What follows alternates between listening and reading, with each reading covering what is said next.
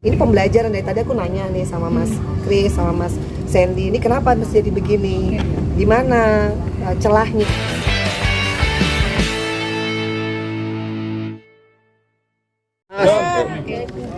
Bu Vena, akhirnya hari ini datang ke sini. Sidang perdana acaranya dulu agendanya. Iya. Boleh diceritakan agendanya? Mas Kris. Ya. Assalamualaikum warahmatullahi wabarakatuh. Waalaikumsalam. Jadi memang hari ini persidangan lanjutan dari Mbak Vena ya. Jadi tadi itu masih agendanya masih mencari alamat daripada tergugat, dan ini kan persidangan yang kedua. Jadi tadi sempat kita dibacakan oleh majelis hakim bahwa memang alamat tersebut tetap tidak patut. Jadi alamat yang pertama tidak patut, yang kedua tidak patut. Jadi kita diberi tanggapan bahwa kita akan mencabut, dan dalam waktu dekat kita akan daftar ulang lagi. Jadi untuk perkara 3010 hari ini kita cabut, dan mungkin setelah penetapannya keluar nanti langsung kita daftarkan ulang lagi dengan gugatan yang baru lagi. Tetap agendanya ya kita hanya minta cerai aja. Itu aja teman-teman agenda hari ini. Bang, mungkin ada geram nggak sih Bang? Mungkin sampai sekarang belum ada alamat dan nggak ada komunikasi dari pihak lawyer ke lawyer nih. Nggak ada lawyer, jadi nggak ada lawyer. Jadi kalau ada lawyer kan kita jelas. Kalau ada lawyer, jadinya ini memang dalam gugatan yang kali ini memang dinyatakan kita cabut. Jadinya bukan masalah ada interaksi antara lawyer ke lawyer. Kalau ada interaksi lawyer ke lawyer ya berarti kan ada tergugatnya. Ini nggak ada tergugatnya sama sekali. Jadinya maka tadi kita cabut dan kita akan ajukan mungkin gugatan goib gitu. Gugatan goib kan makan waktu juga kan. Tapi akan segera kita daftarkan. Jadi minggu ini kita daftarin. Jadinya kita dalam waktu dekat lah setelah penetapan, mungkin besok keluar penetapannya, jadi mungkin besok juga kita akan daftarkan. Itu aja sih teman-teman. Penetapan pembatalan gugatannya? Bukan penetapan pembatalan, jadi kita mengajukan pencabutan dari perkara ini. Tadi sudah diterima sama majelis hakim dan sudah ada penetapannya, tertulisnya besok baru keluar. Karena nggak ketemu alamatnya Bang. Ya. Gugatan goib. Ya, jadi kan prosedur hukum daripada gugatan itu kan kalau misalnya tergugat tidak dikenal, dalam hukum diperbolehkan mengajukan gugatan goib. Alamat yang mana aja yang sudah pernah dituju? Alamat yang sesuai dengan domisili KTP dan alamat domisili dia waktu pertama kali kenal Mbak Vena. Sulit apa sih Bang mungkin mencari alamat sendiri Bang? Susah apa mungkin mencari alamat, apalagi kan tergugat sendiri udah warawiri kesana kemari di sosial media. Tapi kan antara sosial media dengan prosedur hukum beda jauh. Jadi kalau prosedur hukum kan harus benar-benar panggilan tersebut diterima oleh dia gitu loh. Jadi kalau nggak diterima oleh dia, dianggap panggilannya tidak patut. Itu ada ininya, ada dasar hukumnya di di HIR mengenai panggilan di pasal 122, pasal 123, 24 gitu loh. Bang, kalau gugatan goib langsung bisa diputus atau gimana? Kan nggak ada alamat tergugat.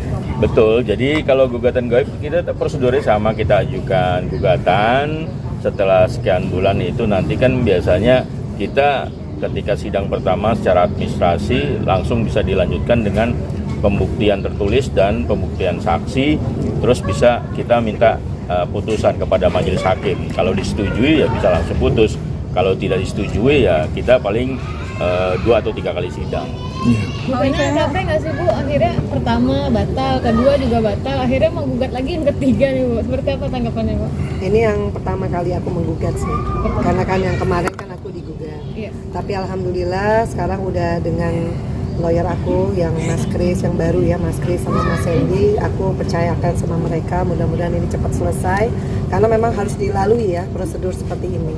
Kalau lelah sih mungkin lelahan waktu kasus KDRT ya, tapi aku bisa melewati, artinya ini insya Allah aku bisa melewati. Mas Vena hari ini hadir ke persidangan mungkin dengan outfit yang sangat merah-merah menyala merotan. Ini karena baru syuting, bukan karena acara ini so aku make upan, enggak. Aku biasa juga nggak make upan, nggak full dress gini karena tadi pagi syuting di Trans. Aku pikir kalau pulang lagi macet, ya udah sekalian memang hari ini kita harus hadir ya. Karena untuk nentuin apakah ini akhirnya jadi lanjut atau ya, dicabut. Ya, seperti itu. Aku harus hadir. Siap hari ini menghadapi semuanya. Kayaknya alhamdulillah dari dulu siap ya. Hidup ya harus siap lah. Bu, kecewa juga tidak Mas Ferry tidak mengikrarkan talak dan tidak membayarkan nafkah idah dan mut'ah? Enggak sih, aku nggak pernah kecewa karena sampai sekarang pun setiap kali sholat aku doain. Yang bersangkutan aja aku doain supaya kalaupun ketemu lagi bisa bersilaturahmi karena kan semuanya udah clear ya.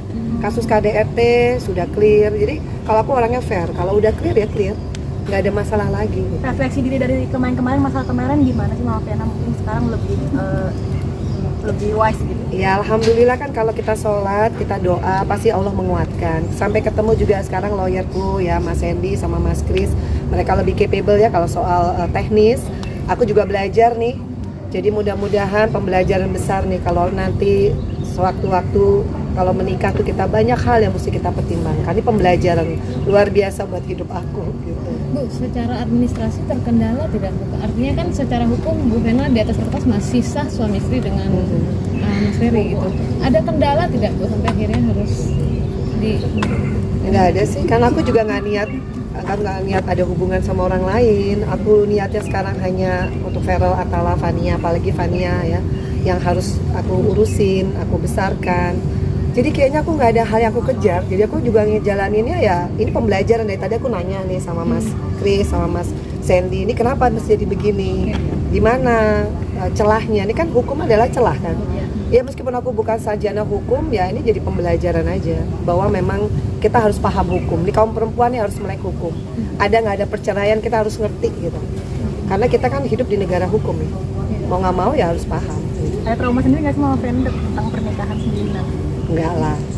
Kan aku bersyukur aja. Feral kemarin baru dilantik. Artinya kan di balik musibah ada rezeki buat anak-anakku, itu juga udah more than enough ya buat hidupku. Tinggal sekarang aku terus introspeksi diri lah. Aku nggak pernah nyalain orang, aku sibuk dengan evaluasi diri aja. Pasti aku juga ada kesalahannya yang mungkin kedepannya mudah-mudahan aku bisa lebih baik aja. Gitu. Untuk nafkah sampai sekarang kan mungkin masih suami istri menafkahnya. Aduh enggak ya. Enggak lah. Cukup. Oke. Makasih ya. Komunikasi terakhir sama Mas Ferry kapan? Enggak, udah Udah enggak. nggak ada. Udah enggak ada. Semenjak kejadian yang dulu. Setahun. Enggak. Nanya, Udah lebih. nanya alamat ke keluarga masih Bang? Nanya alamat ke keluarga Bang? Enggak. Kita prosedur hukum aja. Yang jelas kan sudah nggak ada komunikasi lagi. Jadi kita prosedur hukum aja. Semua serba prosedur hukum. Sama keluarga Mas Ferry sudah tidak. Enggak. Oke. Terima kasih Makasih. semuanya, doain ya. Mbak Vena.